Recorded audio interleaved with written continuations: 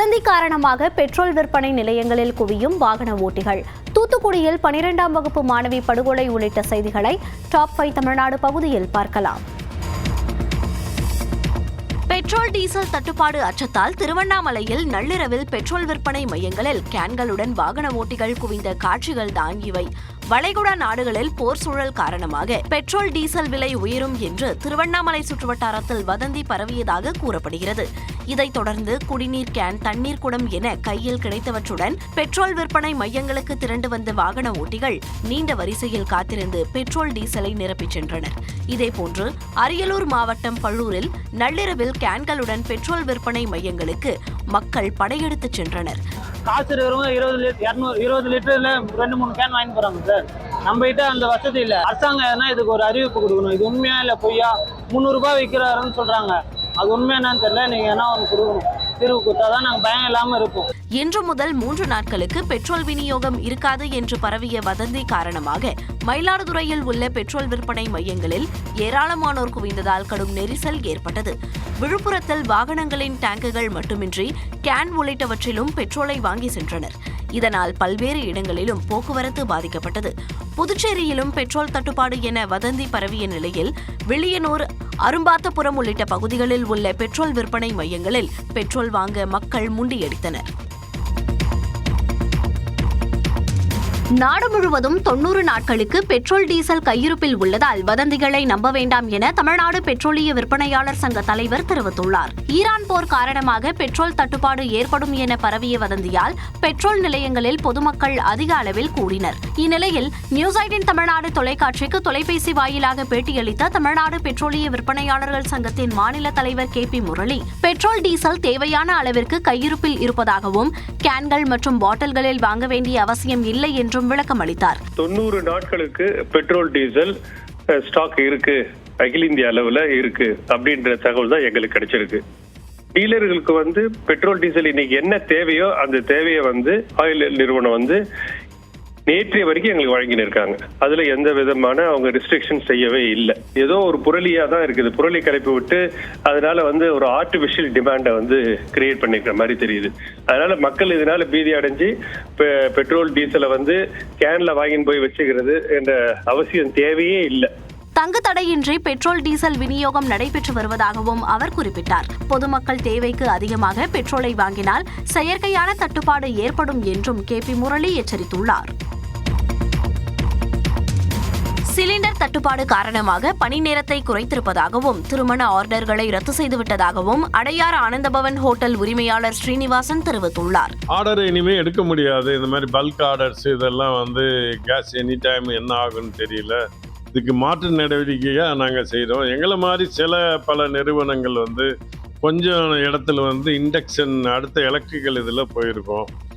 அதுக்கு முழுமையாக பண்ண முடியாது. சில தொழிலை செய்ய முடியும். பலகாரம் பண்ணுறதெல்லாம் சிலதெல்லாம் கேஸ் சார்ந்து தான் இருக்கும். சென்னை வேலப்பஞ்சாவடியில் உள்ள டாக்டர் MGR மருத்துவ பல்கலைக்கழகத்தில் சிலிண்டர் தட்டுப்பாடு காரணமாக இன்று முதல் வரும் 25ஆம் தேதி வரை ஆன்லைன் வகுப்புகள் மட்டும் நடைபெறும் என்று அறிவிக்கப்பட்டுள்ளது. விடுதி மாணவர்கள் கூடிய விரைவில் விடுதியை விட்டு வெளியேறும்படி அறிவுறுத்தப்பட்டுள்ளனர். இதற்கிடையே சென்னையில் ஒரு சில தேநீர் கடைகளில் சிலிண்டர் தட்டுப்பாடு காரணமாக தேநீர், வடை, போண்டா ஆகியவற்றின் விலை உயர்த்தப்பட்டுள்ளது. தூத்துக்குடி மாவட்டம் கோவில்பட்டி அருகே 12ஆம் வகுப்பு மாணவி படுகொலை செய்யப்பட்ட சம்பவம் அதிர்ச்சியை ஏற்படுத்தியுள்ளது. வேடநத்தம் கிராமத்தைச் சேர்ந்த விவசாயி சுப்புராஜின் மகள் அதே பகுதியில் உள்ள அரசு மேல்நிலைப் பள்ளியில் 12ஆம் வகுப்பு பயின்று வந்தார். நேற்று முன்தினம் மாலை வீட்டிலிருந்து வெளியே சென்ற மாணவி நீண்ட நேரமாக வீடு திரும்பாததால் பெற்றோர் காவல் நிலையத்தில் புகார் அளித்துள்ளனர். ஆனால் காவல்துறையினர் உரிய விசாரணை நடத்தவில்லை என்று கூறப்படுகிறது. நேற்று மாலை வேடநத்தம் அருகே உள்ள காட்டுப்பகுதியில் மாணவி உடலில் காயங்களுடன் ஆடைகள் களைந்த நிலையில் சடலமாக மீட்கப்பட்டார். இதனால் ஆத்திரமடைந்த மாணவியின் பெற்றோர் மற்றும் உறவினர்கள் குளத்தூர் குறுக்கு சாலை இடையேயான சாலையில் 8 மணி நேரத்திற்கு மேலாக மறியலில் ஈடுபட்டனர். அங்கு வந்த சட்டமன்ற உறுப்பினர் மார்க்கண்டேயனிடம் வாக்குவாதத்தில் ஈடுபட்டனர். தங்களது மகளை கொலை செய்தவர்களுக்கு உரிய தண்டனை கிடைக்க வேண்டும் என்று அவரது தாயார் கண்ணீர் மல்க கோரிக்கை விடுத்துள்ளார். அவங்க உடனே நடவடிக்கை எடுக்கல சார். தப்பா பேசுறாங்க. என் பிள்ளை எப்படி செஞ்சவங்களும் சும்மா விடக்கூடாது சார். காவல்துறையினர் 5 தனிப்படைகளை அமைத்து குற்றவாளிகளை தேடி வருகின்றனர். மாணவி பாலியல் பலாத்காரம் செய்யப்பட்டு கொலை செய்யப்பட்டாரா அல்லது வேறு காரணமா என்ற கோணத்தில் விசாரணை முடுக்கிவிடப்பட்டுள்ளது. மதுரை மாவட்டம் மேலூர் அருகே நடந்த மஞ்சு விரட்டு போட்டியில் 2 பேர் உயிரிழந்த நிகழ்வு சோகத்தை ஏற்படுத்தியுள்ளது. உரங்கான்பட்டி கிராமத்தில் மஞ்சு விரட்டு போட்டி நடைபெற்றது. மஞ்சு விரட்டு போட்டியில் மதுரை, தேனி, சிவகங்கை, காரைக்குடி, விருதுநகர் உள்ளிட்ட பல்வேறு மாவட்டங்களில் இருந்து 300க்கு மேற்பட்ட காளைகள் அவிழ்த்து விடப்பட்டன. இதில் ராமநாதபுரம் மாவட்டத்தைச் சேர்ந்த வைரமுத்து என்பவரின் காளை குளத்தில் தவறி விழுந்த நிலையில் அதை மீட்கச் சென்ற அவர் குளத்தில் தவறி விழுந்து தாமரைக்குடி சிக்கி பரிதாபமாக உயிரிழந்தார். அதேபோல சிவகங்கை மாவட்டம் கன்னிமார்பட்டியைச் சேர்ந்த கோவிந்தசாமி மஞ்சு விரட்டு போட்டியை பார்த்து கொண்டிருந்த பொழுது அங்கு வந்த காளை வயிற்றில் முட்டியது. இதில் கோவிந்தசாமி பரிதாபமாக உயிரிழந்தார். இருவரது உடலையும் கைப்பற்றி உடற்கூறு ஆய்விற்காக மேலூர் மருத்துவமனைக்கு அனுப்பிய காவல்துறையினர் வழக்கு பதிந்து விசாரித்து வருகின்றனர். தமிழ்நாட்டின் அரசியல் களத்தை பரபரப்பாக்கிய செய்திகளை டாப் 5 அரசியல் செய்திகள் பகுதியில் பார்க்கலாம். சிலிண்டர் தட்டுப்பாடு தொடர்பான வதந்திகளை நம்ப வேண்டாம் என பொதுமக்களுக்கு பிரதமர் நரேந்திர மோடி வேண்டுகோள் விடுத்துள்ளார். என்டிஏ பொதுக்கூட்ட மேடையில் உரையாற்றிய பிரதமர் கொரோனா காலத்தை போல நெருக்கடிகளில் இருந்து மீண்டு வருவோம் என்றார். It has affected the whole world's energy supply chain. There is no need to panic or pay attention to rumors.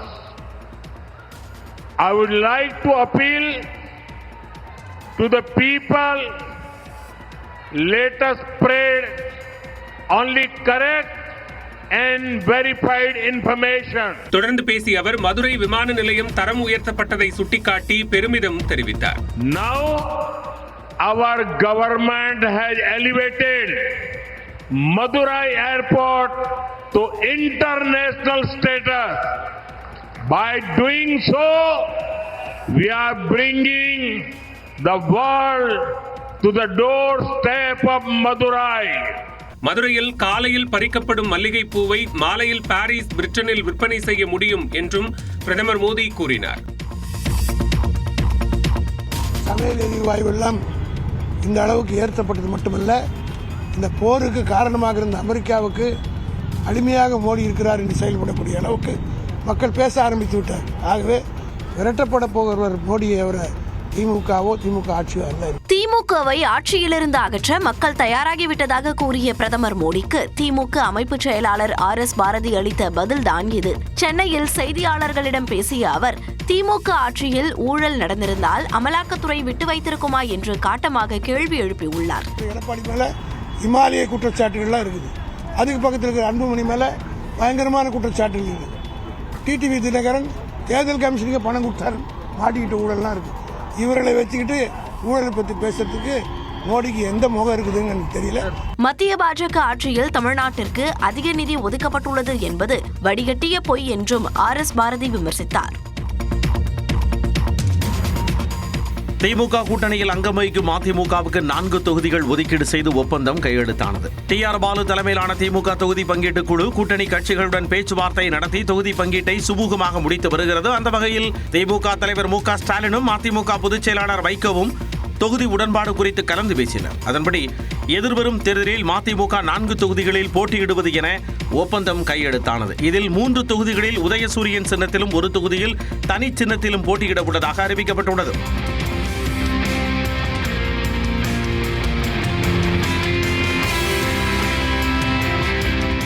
தொடர்ந்து செய்தியாளர்களை சந்தித்த வைகோ கடந்த தேர்தலை விட 2 தொகுதிகள் குறைக்கப்பட்டது குறித்த கேள்விகளுக்கு பதிலளித்தார். மகிழ்ச்சியோடு தெரிவிக்கிறதுல எல்லாம் அடங்கி போச்சு. ஒரு இடத்துல மட்டும் உள்ள கட்சியினுடைய பதிவை பாதுகாத்துக் கொள்வதற்காக கட்சி தனி சின்னத்தில் போட்டியிடும் 1 தொகுதி. திமுக கூட்டணியில் இதுவரை காங்கிரசுக்கு 28 தொகுதிகள், மதிமுகவுக்கு 4 தொகுதிகள், மாமக, IUML ஆகிய கட்சிகளுக்கு தலா 2 தொகுதிகள் ஒதுக்கீடு செய்யப்பட்டுள்ளன. தாவேகாவுடன் தாங்கள் கூட்டணி பேச்சுவார்த்தை நடத்தவில்லை என அதிமுக பொதுச் செயலாளர் எடப்பாடி பழனிசாமி தெரிவித்துள்ளார். திருச்சியில் செய்தியாளர்களை சந்தித்த அவர் விஜய் குறித்த கேள்விக்கு பதிலளித்த போது இதனை தெரிவித்தார். அப்படி எதுவும் புதிய கட்சிகள் சார் நான் சொல்றேன்ல பாவாக்காவோட நாங்க பேச்சுவார்த்தை நடத்துவீங்களா சார்? சார் இது என்ன கற்பனையான கேள்வி, நடத்துவீங்களா போவீங்களான்னு? அதுதான் இல்லைட்டு இன்னும் தாவாக்காவோட நாங்க கூட்டணி பேச்சுவார்த்தை இதுவரை பேசவில்லை சார். இங்க கூட்டணி பொறுத்தவரைக்கும் எதுவுமே. விஜய் மீதான CBI விசாரணையை புற அழுத்தம் என கூறிவிட முடியாது எனவும் எடப்பாடி பழனிசாமி குறிப்பிட்டார். வரும் சட்டப்பேரவை தேர்தல் குடும்ப ஆட்சிக்கும் தமிழ்நாடு மக்களுக்கும் இடையேயான தேர்தல் என பாஜக மாநில தலைவர் நயினா நாகேந்திரன் தெரிவித்துள்ளார். என்டிஏ பொதுக்கூட்டத்தில் உரையாற்றிய அவர் வரும் தேர்தல் டெல்லிக்கும் தமிழ்நாட்டிற்குமான தேர்தல் என கூறிய முதலமைச்சருக்கு பதிலளித்தார். கடைசி வேகமாக வீசணும் அப்படின்னு சொல்லியிருக்கார். நான் கேட்கிறேன் முதலமைச்சர் ஸ்டாலின் அவர்களை பார்த்து, நீங்கள் வீசுவதற்கு விக்கெட்டே இருக்காது, களத்தில் விக்கெட்டே இருக்காது, எங்க பந்து வீச போகிறீர்கள்? தமிழ்நாட்டிற்கும் டெல்லிக்குமான தேர்தல் என்று சொன்னார். நான் சொல்லுகிறேன் முதலமைச்சர் ஸ்டாலின் அவர்களே, இது ஒரு குடும்பத்தின் ஆட்சிக்கும் தமிழ்நாட்டு மக்களுக்குமான தேர்தல். தொடர்ந்து பேசிய பாமக தலைவர் அன்புமணி தமிழ்நாட்டின் சட்டம் ஒழுங்கு குறித்து கவலை தெரிவித்தார். ஒரு பக்கம் கொலைகள், மற்றொரு பக்கம் தற்கொலைகள். தமிழ்நாட்டில் 5 ஆண்டு காலத்தில் விவசாய பெருமக்கள் நமக்கு சோறு போடுகின்ற கடவுள் 3280 விவசாயிகள் தற்கொலை செய்திருக்கின்றார்கள். மன்னிக்க கூடாது, மன்னிக்க மாட்டார். தமிழ்நாட்டில் திமுக மதுவை திணிப்பதாக அன்புமணி குற்றம் சாட்டினார். சிலிண்டர் வேண்டும் என நாடாளுமன்றத்தில் முழக்கமிட்ட திமுக எம்பிக்கள், காதலரை கரம் பிடித்த கும்பமேளா அழகி உள்ளிட்ட செய்திகளை டாப் 5 இந்தியா பகுதியில் பார்க்கலாம். எரிபொருள் தட்டுப்பாட்டை சமாளிக்க பல்வேறு நாடுகளில் இருந்து எரிபொருள் இறக்குமதி செய்யப்படுவதாகவும் மக்கள் தேவையில்லாமல் சிலிண்டர் முன்பதிவு செய்ய வேண்டாம் என்று மத்திய அரசு கேட்டுக் கொண்டுள்ளது. வளைகுடா நாடுகளில் நடைபெற்று வரும் போரால் ஏற்பட்டுள்ள பாதிப்புகள் குறித்து மத்திய பெட்ரோலியத்துறை இணைச் செயலாளர் சுஜாதா சர்மா, கப்பல் போக்குவரத்து துறை செயலர் ராஜேஷ்குமார் சின்ஹா உள்ளிட்டோர் கூட்டாக டெல்லியில் செய்தியாளர்களை சந்தித்தனர். அப்போது பேசிய சுஜாதா சர்மா, இந்தியாவின் எரிபொருள் விநியோகம் கட்டுப்பாட்டில் உள்ளதாகவும் வீடுகள், மருத்துவமனைகள், கல்வி நிறுவனங்களுக்கு முன்னுரிமை அடிப்படையில் சிலிண்டர் விநியோகம் செய்யப்படுவதாகவும் கூறினார். எனவே மக்கள் பீதியடையாமல் எரிபொருளை சிக்கனமாக பயன்படுத்த வேண்டும் என்று அவர் கேட்டுக் கொண்டார். எண்ணெய் நிறுவனங்களின் இழப்பை ஈடுகட்ட 30,000 கோடி ரூபாய் அரசு ஒதுக்கியுள்ளதாக சுஜாதா சர்மா தெரிவித்தார். Feedback suggests that some panic booking and hoarding behavior has been triggered by misinformation. Normal delivery cycle hai for domestic LPG, it remains around 2.5 days.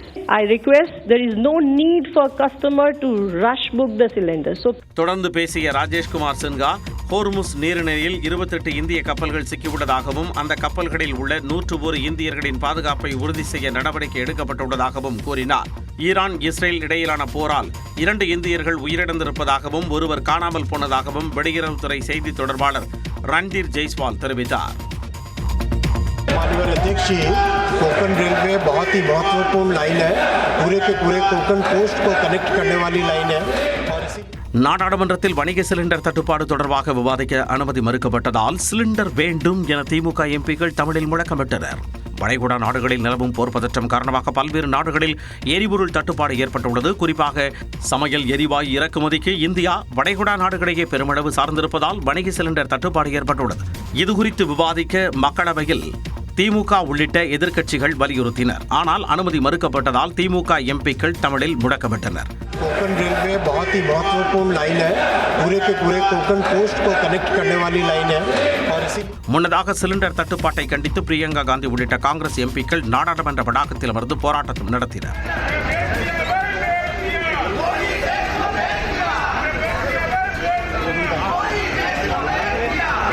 बेरोजगारी बढ़ रही है, अब एलपीजी की सिचुएशन को देखिए, कितना बर्दाश्त करेगी, और इनकी पॉलिसीज, इनकी नीतियों की वजह से. உண்மை நிலையை பாஜக அரசு மறைப்பதாகவும் பிரியங்கா காந்தி குற்றம் சாட்டினார். மக்களவை சபாநாயகர் ஓம் பிர்லாவுக்கு எதிராக இந்தியா கூட்டணி கட்சிகள் கொண்டு வந்த நம்பிக்கையில்லா தீர்மானம் தோல்வியடைந்தது. நாடாளுமன்ற பட்ஜெட் கூட்டத்தொடரில் மக்களவை எதிர்க்கட்சித் தலைவர் ராகுல் காந்தி பேசுவதற்கு சபாநாயகர் ஓம் பிர்லா அனுமதி வழங்கவில்லை என எதிர்க்கட்சிகள் குற்றம் சாட்டியிருந்தன. இதனைத் தொடர்ந்து ஓம் பிர்லாவுக்கு எதிராக நம்பிக்கையில்லா தீர்மானத்தை எதிர்க்கட்சிகள் கொண்டு வந்தன. இதன் மீதான விவாதம் நேற்று முன்தினம் தொடங்கிய நிலையில் 2வது நாளாக நேற்று நடைபெற்றது. அப்போது பேசிய மத்திய உள்துறை அமைச்சர் அமித்ஷா, ராகுல் காந்தி நாடாளுமன்றத்திற்கே சரியாக வருவதில்லை என அவரது வருகை பதிவை சுட்டிக்காட்டி விமர்சித்தார். संसद सदस्य कैसे तय कर सकता है? मैं क्या राहुल गांधी जी को कह सकता हूं कि आप ये बात पहले बोलिए, दूसरी बोलिए, तीसरी बोलिए, चौथी बोलिए? नहीं कह सकता. अगर मैं नहीं कह सकता तो वो भी नहीं कह सकते. தொடர்ந்து ராகுல் காந்தியின் செயல்பாடுகளை அவர் விமர்சித்து பேசினார். இதனைத் தொடர்ந்து ஓம் பிர்லாவுக்கு எதிரான தீர்மானம் குரல் வாக்கெடுப்பு மூலம் தோல்வியடைந்ததாக அறிவிக்கப்பட்டது.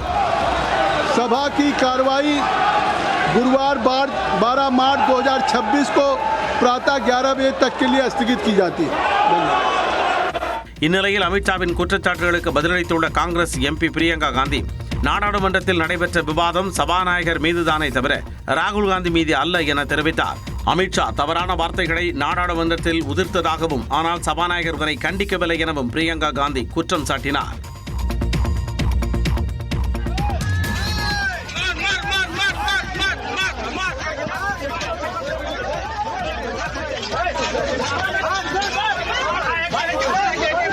உத்தரப்பிரதேச மாநிலம் கோரக்பூரில் தண்ணீர் பிடிக்க குழாயில் அடித்துக் கொள்வதை போன்று சிலிண்டருக்கு இளைஞர்கள் அடித்துக் கொண்ட காட்சிதான் இது. நாடு முழுவதும் சிலிண்டர் தட்டுப்பாடு நிலவும் நிலையில் வடமாநிலங்களில் சிலிண்டர் விநியோக மையங்களில் பொதுமக்கள் நீண்ட வரிசையில் காத்திருந்தனர்.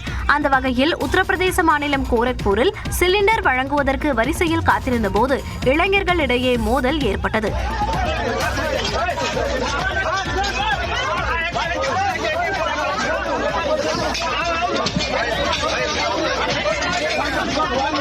இதேபோன்று நொய்டா, லக்னோ உள்ளிட்ட நகரங்களிலும் சிலிண்டர் விநியோக மையத்தில் பொதுமக்கள் நீண்ட வரிசையில் காத்திருந்தனர். அயோத்தியில் உள்ள ராமர் கோயிலில் சிலிண்டர் தட்டுப்பாடு காரணமாக அன்னதானம் ரத்து செய்யப்பட்டுள்ளது. மத்திய பிரதேச மாநிலம் போபாலில் டீ கடையினர் சிலிண்டர் அடுப்பிற்கு பதிலாக விறகு அடுப்புக்கு மாறியுள்ளனர். மகா கும்பமேளாவில் ஆபரண மாலை விற்றபோது இணையத்தில் கவனம் பெற்ற மோனாலிசா தனது காதலரை கரம் பிடித்துள்ளார். உத்தரப்பிரதேசத்தில் கடந்த ஆண்டு நடைபெற்ற மகா கும்பமேளாவில் பாசிமணி உள்ளிட்ட ஆபரணங்களை விற்று வந்தவர் மத்திய பிரதேச மாநிலம் இந்தூரைச் சேர்ந்த மோனாலிசா. ஈர்க்கும் விழிகளும் மயக்கும் புன்னகையுமாக வலம் வந்த அவரது வீடியோக்களும் புகைப்படங்களும் இணையத்தில் வலம் வந்த நிலையில் சினிமா வாய்ப்பையும் வழங்கின. இந்நிலையில் தனது காதலரும் நடிகருமான மகாராஷ்டிராவைச் சேர்ந்த இஸ்லாமியரான ஃபர்மான் கானை அவர் கரம் பிடித்துள்ளார். திருமணத்திற்கு பெற்றோர் தரப்பில் எதிர்ப்பு தெரிவிக்கப்பட்டதாக கூறப்படும் நிலையில் பாதுகாப்பு கோரி கேரளாவில் தஞ்சமடைந்த இவர்கள் கோவிலில் வைத்து திருமணம் செய்து கொண்டனர். மாநில கல்வித்துறை அமைச்சர் உள்ளிட்ட அரசியல் கட்சி தலைவர்கள் பலர் பங்கேற்று இவர்களை வாழ்த்திய நிலையில் கேரளா தங்களுக்கு பாதுகாப்பான மாநிலம் என்பதை உணர்ந்தே இங்கே வந்து திருமணம் செய்ததாக ஃபர்மான் கான் தெரிவித்தார்.